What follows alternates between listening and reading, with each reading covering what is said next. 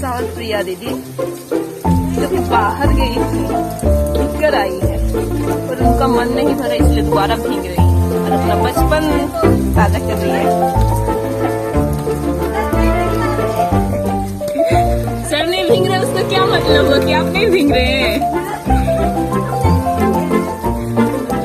कैसे बोल सकते आप नहीं भीगे?